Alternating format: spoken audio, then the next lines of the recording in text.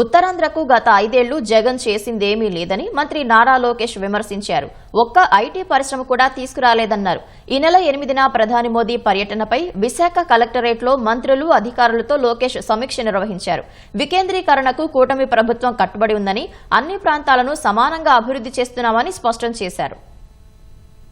గత వైసీపీ ప్రభుత్వ అరాచకాలతో రాష్ట్రానికి రావాలంటే పారిశ్రామికవేత్తలు భయపడుతున్నారని మంత్రి నారా లోకేష్ ధ్వజమెత్తారు. వైసీపీ పాలనలో అనేక కంపెనీలు తరలిపోయాయని గుర్తు చేశారు. గత ప్రభుత్వం పెట్టిన బకాయిలు ఇప్పుడు కూటమి ప్రభుత్వం చెల్లిస్తున్నట్లు చెప్పారు. గాడి తప్పిన పాలనను సరైన దారిలో పెడుతున్నామని, విశాఖకు భారీగా ఐటీ కంపెనీలు తీసుకొస్తున్నట్లు వెల్లడించారు. కేంద్ర ప్రభుత్వ సహకారంతో రాష్ట్రాన్ని అభివృద్ధి పథంలో నడిపిస్తున్నట్లు చెప్పిన లోకేష్, విశాఖ ఉక్కు ప్రైవేటీకరణ ప్రసక్తే లేదని స్పష్టం చేశారు. ఫేక్ పార్టీ ఉంది, వైకాపా పార్టీ. వాళ్ళు ఇట్లా దుష్ప్రచారం చేస్తారు. వాళ్ళు ఉత్తరాంధ్రకి ఏం పీకారండి 5 సంవత్సరాలు నడుతున్నారు. కనీసం రైల్వే జోన్కి భూమి ఇవ్వలే. వాళ్ళు ఒక్క ఐటీ కంపెనీలు సరిగ్గా తీసుకురాలా. మేము తీసుకొచ్చాం టీసీఎస్.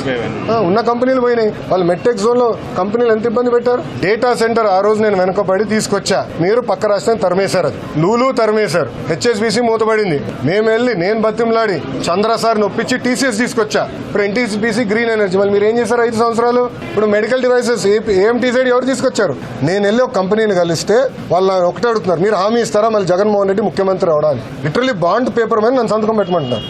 ఇప్పుడు ప్రతి నెల మాకు 4,000 కోట్ల డెఫిసిట్ తో బడ్జెట్ నడుస్తుంది. ఈ రోజు జీతాలకి చెల్లించడానికి చాలా ఇబ్బంది పడుతుంది ప్రభుత్వం. కానీ కేంద్ర ప్రభుత్వ సహకారంతో లిటరల్లీ మేము నెట్టుకుని వస్తున్నాం. పరదాల మధ్య తిరిగే జగన్ కు రాష్ట్రంలో జరిగే అభివృద్ధి కనిపించడం లేదని లోకేష్ విమర్శించారు. వైసీపీ చేసిన విధ్వంసాన్ని సరిచేస్తున్నట్లు వివరించారు. విశాఖలో రుషికొండ ప్యాలెస్ నిర్వహణకు నెలకు ₹1 కోటి ఖర్చవుతోందని లోకేష్ తెలిపారు.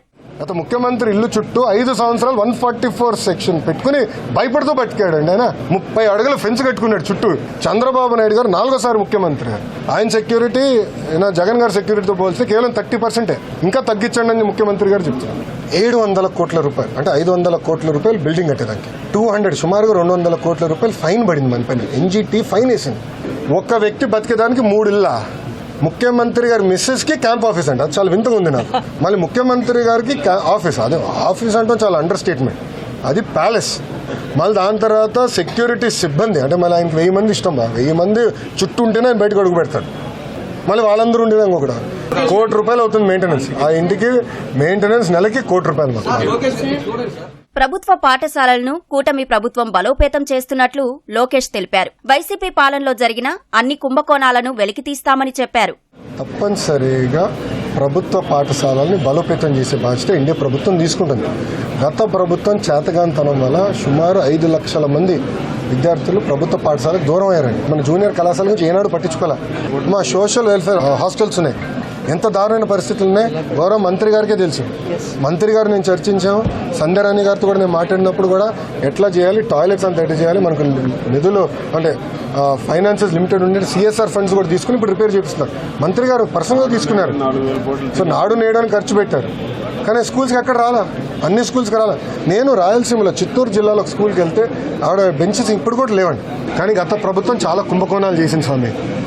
ఆ కుంభకోణాలన్నీ దర్యాప్తు చేయాలి. లిటరలీ పోలీస్ డిపార్ట్మెంట్ మొత్తం ఇంకా డ్యూటీలు ఆఫీస్ దాని మీద కూర్చోవాలి. అన్ని కుంభకోణాలు చేసినాయి.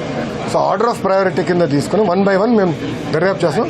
త్వరలో యాక్షన్ ఉంటుందని నేను భావిస్తున్నాను. 80% మంది చేత మీ నాయకుడు రిజైన్ చేయించాడు. అవునా కదా? చెప్పు స్వామి. మీ నాయకుడే రిజైన్ చేయించాడు. వాళ్ళు ఇప్పుడు లేరు. రెండోది జియో రెన్యూ చేయలేదు. ఎటు చేయాలో మాకే అర్థంలా. ఇప్పుడు పెద్ద ఇష్యూ అయింది. ఏంటో తెలుసా? అఫీషియల్గా పోస్ట్ ఇప్పుడు శాంక్షన్ లేదు, మీరు డబ్బులు ఇచ్చారు. అది చట్టానికి విరుద్ధం. మీరు జియో ఓగ్లో లేదు, నన్ను ఏం చేయమంటారు? ఇప్పుడు అది మాకు చాలా ఇబ్బందులు పెట్టారు. మీరు లీగల్ సమస్య క్రియేట్ చేశారు మాకు. ఈ నెల 8న విశాఖలో ప్రధాని మోదీ పర్యటన ఏర్పాట్లపై సహచర మంత్రులు, అధికారులతో లోకేష్ సమీక్ష నిర్వహించారు. విశాఖలో నిర్వహించే రోడ్ షోలో CM Chandrababu, deputy CM Pawan Kalyan తో కలిసి ప్రధాని మోదీ పాల్గొంటారు. రోడ్ షోతో పాటు బహిరంగ సభ ఏర్పాట్లను మంత్రులు, అధికారులతో కలిసి లోకేష్ పరిశీలించారు. ఈ పర్యటనలో bulk drug park, railway zone భవనం, ఎన్టీపీసీ గ్రీన్ హైడ్రోజన్ ప్రాజెక్టుకు మోదీ శంకుస్థాపన చేయనున్నారు. మొత్తం 41 అభివృద్ధి కార్యక్రమాలు ప్రధాని చేతుల మీదుగా ప్రారంభం కాబోతున్నాయి.